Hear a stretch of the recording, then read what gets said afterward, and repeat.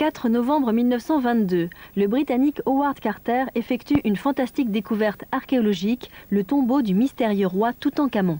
La tombe de Toutankhamon a été découverte d'une manière assez rocambolesque, puisque en fait Howard Carter, hein, l'architecte, architecte d'abord, archéologue ensuite, eh bien c'est beaucoup donc à tout ce qui se passait en Égypte. C'était un passionné et il voulait absolument découvrir quelque chose. Il travaillait dans la vallée des morts et il voulait ouvrir une tombe où il y a un trésor. Il avait quelqu'un qui lançait ses travaux qui s'appelait Carnarvon. C'était, on va dire, une sorte de mécène, passionné aussi.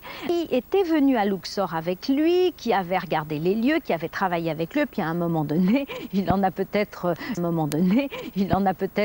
eu assez de financer, ou en tous les cas, il considérait que tout était terminé, le travail avait été fait, le travail de fouille était terminé. Il a dit, moi je rentre en Angleterre, dans mon pays. Et Carter, navré, supplié, disant « Laissez-moi encore une chance ».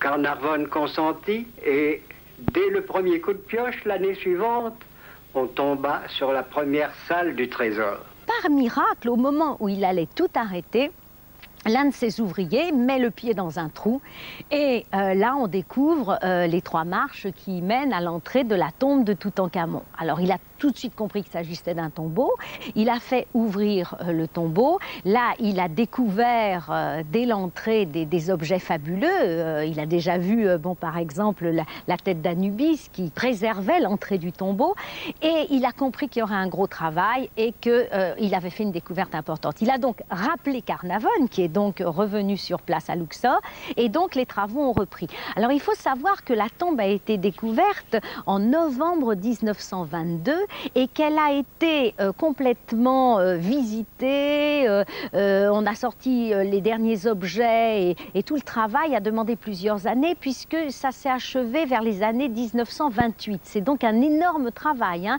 Il y a une antichambre, il y a la chambre où était enterré Toutankhamon, il y a une pièce annexe, il y a ce qu'on a appelé la pièce du trésor, donc il y a plusieurs pièces assez petites, puisque c'est un petit tombeau, mais avec quantité d'objets. Et tout de suite, Carter, là, s'est rendu compte, parce qu'il y avait des objets cassés à terre, des objets démontés, il s'est rendu compte qu'elle avait été visitée.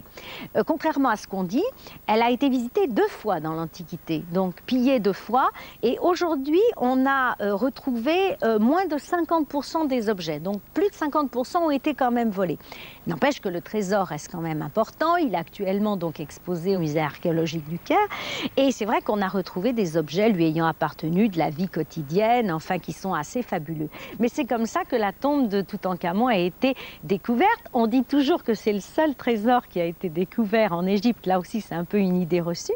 Parce que je peux vous dire que le trésor qui a été retrouvé dans la tombe de Yuya et de Touya, qui sont juste à côté, Yuya et Touya étant probablement les grands-parents de Néfertiti, est également fabuleux. Également un trésor exposé au musée du Caire, qui ressemble beaucoup aux pièces du trésor de Toutankhamon et qui est également fabuleux. La malédiction de Toutankhamon, ou la malédiction des pharaons, d'abord il faut revenir à l'interprétation du mot malédiction. Quand on pénètre dans une tombe, ce n'est pas celui qui pénètre qui doit être maudit par les dieux, mais c'est celui qui a été enterré à cet endroit-là. Donc il y a déjà un contresens que souvent les gens font en disant « Oh là là, les archéologues, mais vous ne craignez pas la malédiction des pharaons ?» Mais on ne risque pas de craindre quoi que ce soit, puisqu'en fait, ce n'est pas nous qui serons maudits. Alors, pourquoi la malédiction des pharaons est née de Toutankhamon? Eh bien, c'est tout simplement parce que c'est vrai qu'à cette époque-là, quand la tombe a été découverte de Toutankhamon, il y a eu plusieurs archéologues qui ont disparu d'une manière un peu étrange. Alors aujourd'hui, il n'y a pas du tout d'étrangeté, hein. Il suffisait d'être piqué par un moustique et d'attraper le palu ou de mourir de l'hépatite A en buvant l'eau du Nil, et puis tout simplement on disparaissait. On connaît aujourd'hui les raisons, malheureusement, qui ont fait disparaître ces archéologues. Mais ce qui a vraiment créé une sorte de légende un peu curieuse autour de cette malédiction, c'est surtout la disparition de Carnarvon. C'est-à-dire que, vous savez, comme je vous l'ai expliqué, Carnarvon donc était revenu en Angleterre chez lui, était retourné en Angleterre chez lui, Carter découvre la tombe de Toutankhamon, et il revient à Luxor. Et avant de revenir à Luxor, il consulte une voyante, comme ça lui arrivait souvent. Et la voyante lui dit, surtout ne retournez pas à Luxor, vous allez mourir si vous y retournez. Il retourne à Luxor, il est piqué par un moustique et il en meurt. Alors évidemment, on s'est dit, oh là là, ça c'est curieux, ça a fait la publicité de la voyante, évidemment qui en a beaucoup parlé. Et curieusement, d'autres phénomènes bizarres se sont produits au même moment, au moment de la mort de Carnavon. C'est-à-dire que son chien s'est mis à hurler de douleur alors qu'il n'était pas malade et on l'a retrouvé étendu mort lui aussi. Et puis au même moment en Angleterre, là où vivait Carnavon, toutes les lumières se sont éteintes et tous les électriciens ont dit il n'y a aucune raison pour que les lumières s'éteignent. Alors tout ça a fait qu'effectivement, mais la voyante a beaucoup agi pour qu'on crée une légende autour d'une certaine malédiction.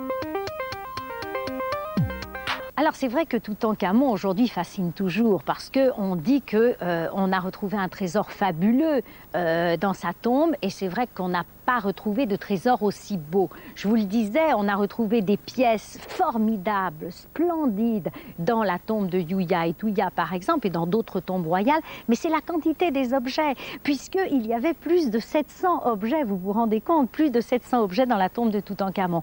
Alors évidemment ce qui fascine, parce qu'au fond Toutankhamon c'est un petit roi sans grande importance, ce qui fascine c'est qu'on ait retrouvé sa momie, qu'elle se trouve actuellement évidemment in situ dans son tombeau, et puis c'est tous les objets merveilleux que l'on peut voir au musée du Caire.